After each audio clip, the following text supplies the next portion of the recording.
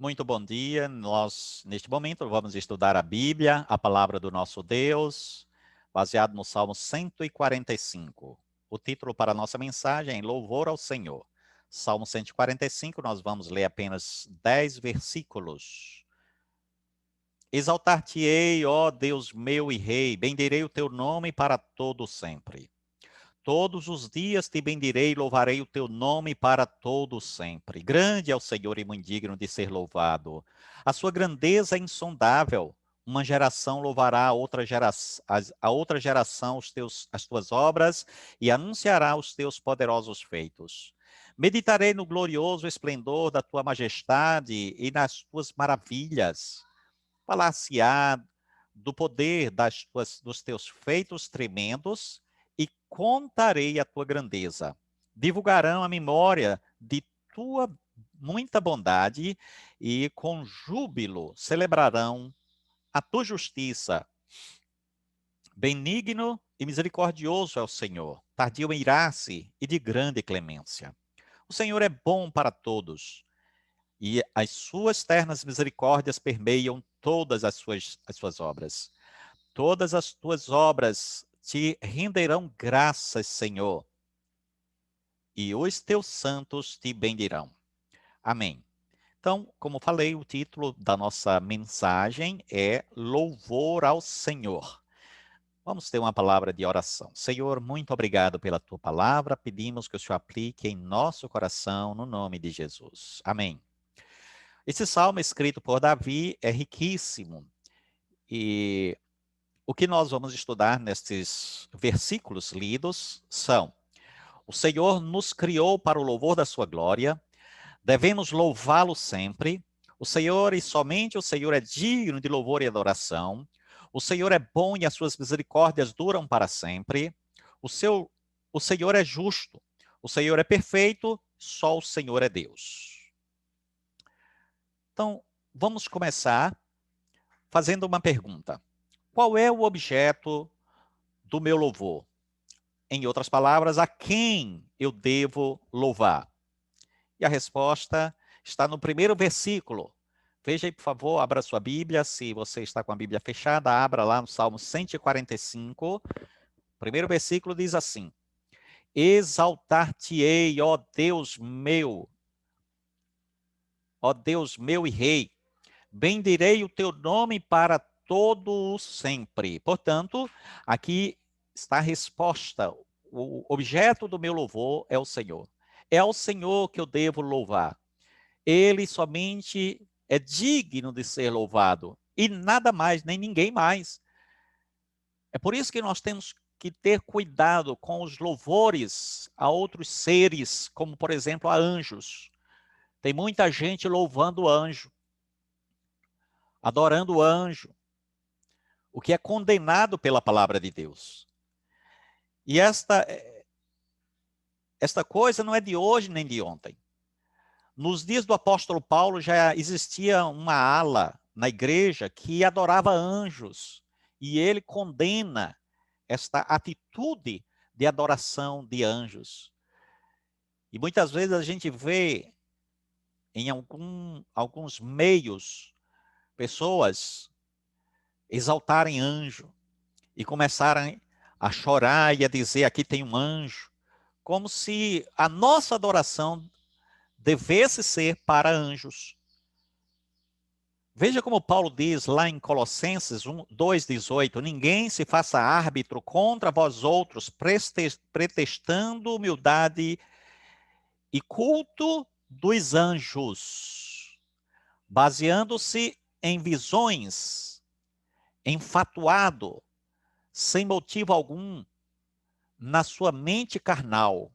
Então, o apóstolo Paulo, naqueles dias, 20 séculos, 2000 anos, e naquele tempo já existia gente pretextando humildade e dizendo que tinha recebido visões, que estava vendo anjos, e eles estavam cultuando esses anjos.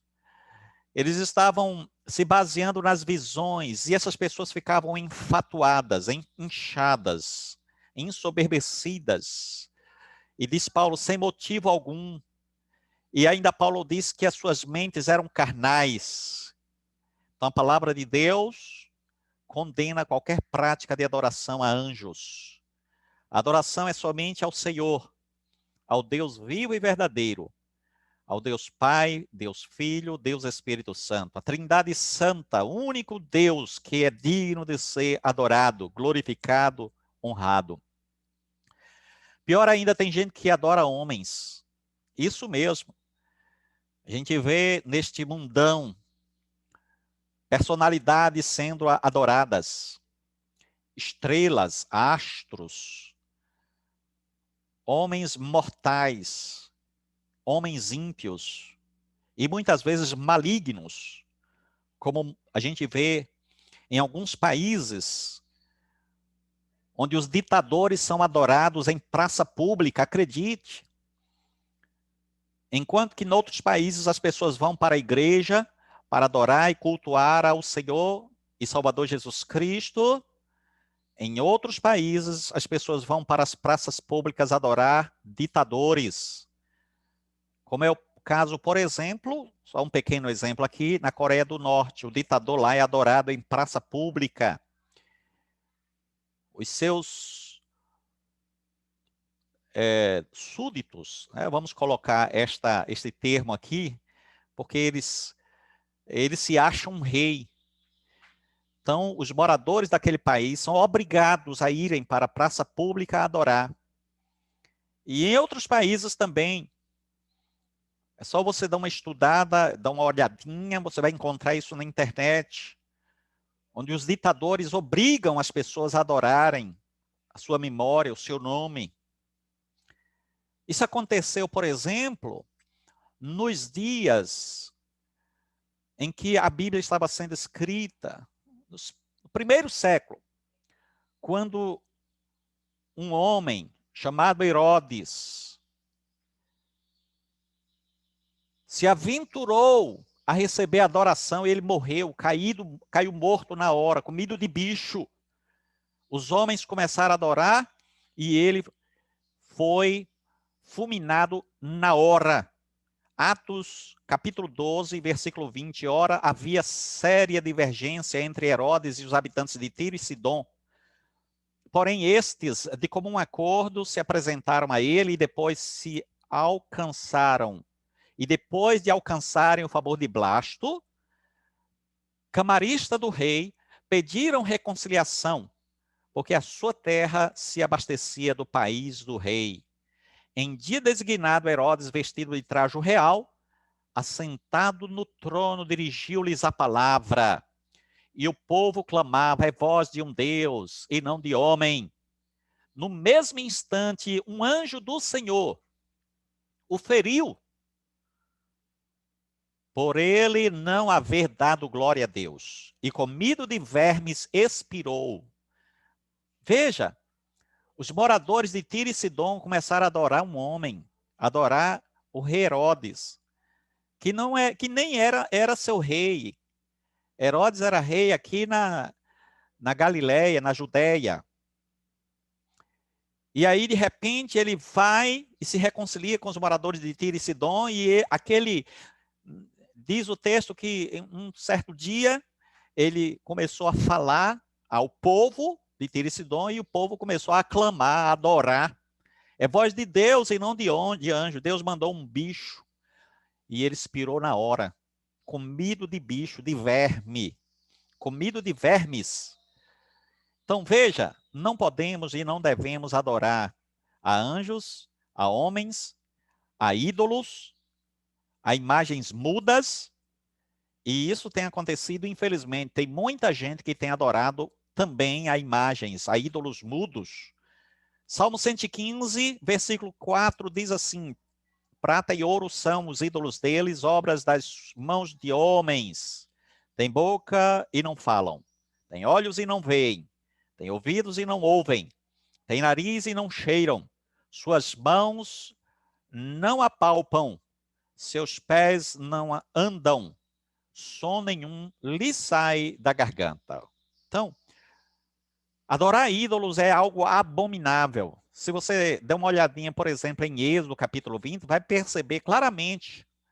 O Senhor diz, não farás para ti imagem de escultura, não terás outros deuses diante de mim. E tem gente que tem tido deuses diante de si, tem feito imagens de escultura, e pior ainda, tem adorado essas imagens de escultura. E aí você olha para o passado, que era comum a adoração às imagens, e você diz, isso é uma coisa inacreditável. Pois é, nos nossos dias, as pessoas também adoram imagens de escultura. Os retratos religiosos que ficam na parede, tudo isso é idolatria, condenável pela palavra de Deus. A pessoa parece que fica cega. A pessoa parece que não raciocina. Adorar um ídolo, adorar uma imagem que não pode fazer nem bem nem mal, substituindo o Deus vivo por uma imagem, desonrando a Deus. Então, nós precisamos combater esta prática, porque esta prática nociva ainda existe até hoje.